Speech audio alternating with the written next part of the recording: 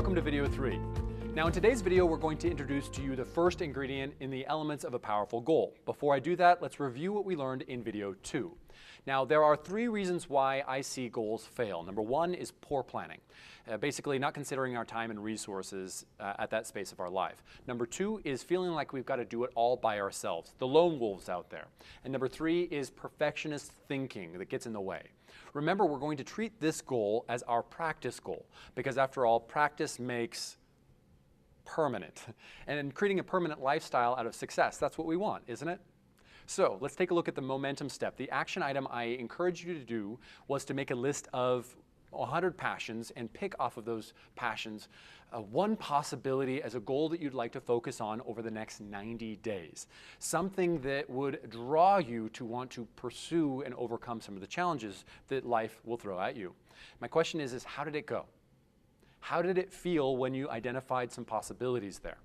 And why do you want to focus on that goal right now? Do you have the time and the resources to focus on that goal at this time? All right, now the elements of a powerful goal will help you to answer a few of these questions here and make sure you're fitting the right goal for the right time in your life right now. Now this is the same criteria that I use when I'm supporting clients who work with me on achieving the goals in their business, their personal life, and I have now used this process with over hundreds of people to evaluate and help them to find the right goal for them. The first question I ask myself and ask them as I'm evaluating their goal is I ask, is the goal they're choosing, is it measurable? Many people pick this goal of like, I want more money. Well, gosh, how much is more money? Or I want more free time. Well, how much is more free time?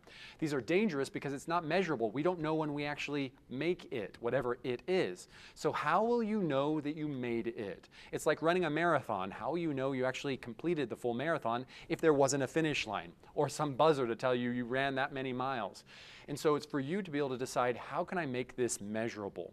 I also like to incorporate what I call the 3 rings of measurability. They're benchmarks that we can aim for to help us to satisfy our desire for accomplishment as well as pull us into the future. All right? So it gives my mind the motivation to reach for the future, a target to plan for, as well as, again, confidence as I see myself progressing along the way. So measurability using the 3-ring benchmark is kind of like a target, 3 rings of a target, a bullseye, the gold, the blue, and also the red. And so it gives me some flexibility, it gives me some benchmarks. Now there will be some bumps along the way, and they're recoverable because it's not all or nothing. It's kind of this flexible meter that I can follow to help me to keep myself on track.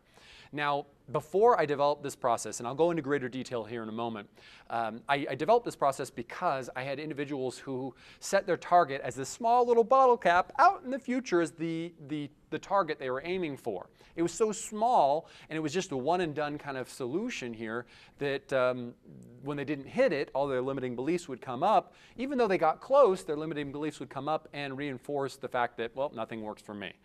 And it would push them deeper into their old patterns. For example, I had a woman who I was working with who wanted to release 30 pounds. Well, on the 90th day, when she said she would want to have this accomplished, she had released 27.5 pounds. Now, how many of us would be like, woohoo, 90 days, 27.5 pounds, this is awesome, right? And for her, because it wasn't the full 30 in the 90 days, she walked out feeling a failure. Now, the funny thing is that later that week, she'd released the other pounds and she was done. She had accomplished her goal, but it was too late by this time because she had already decided it doesn't work for her. And what happened? Well, the weight all came back in time because she had already decided it doesn't work. And this is what's so dangerous. This is why I love the benchmarks, is I can set the 3 rings of my goal, and if I just got the outer ring, thinking back to the archer across the field hitting the target, once I hit the target, I'm like, woohoo! I'm motivated to actually go further, to go collect my resources and start again. All right, so what we want to do is it solves that the bar is too high approach. It also sets the bar is too low approach. Sometimes we set goals that are too easy, and then we discount them because, well, I was going to do them anyway.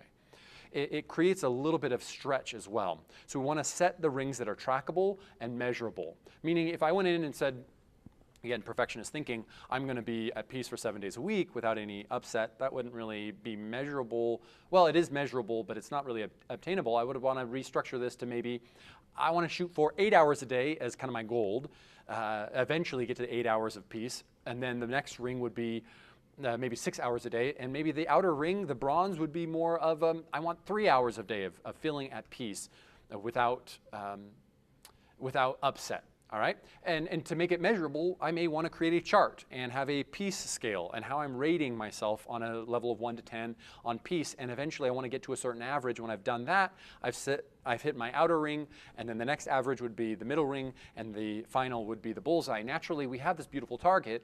Any ring would be phenomenal progress in our lives, because I'm going to tell you this, 3 months are going to pass from you watching this video. And what will you have accomplished if you don't set a goal now?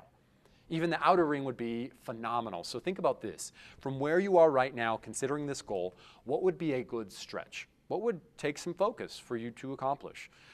This might be the 1 pound a week for you to really change some things in your lifestyle. Maybe it's an additional 2 calls a day in your business. Maybe it's devoting an extra hour a week on your passion. What would be your bronze level of your goal? That would be your outer ring, your stretch ring. The next is what I call the monumental ring, or the silver, thinking about it that way. What would be monumental if you really were to move things around, really sharpen your tools, really seek out external or outside counsel? What would be monumental in your life? That would be your silver. Then the next question would be, what would be the gold version of this goal? What would be outrageous? Now, I say outrageous because I want it to be a stretch, yet I still want it realistic in the idea that it's conceivable in your mind. If $1 million is not even conceivable for you, that would be so far we don't even know what it looks like. We must see it in our mind first before we can create it in the reality out in our lives. As it said in Think and Grow Rich, Napoleon Hill, whatever the mind can conceive and believe, it can achieve. Now, of course, we're always aiming for the bullseye. We're always going to go for the gold, you know.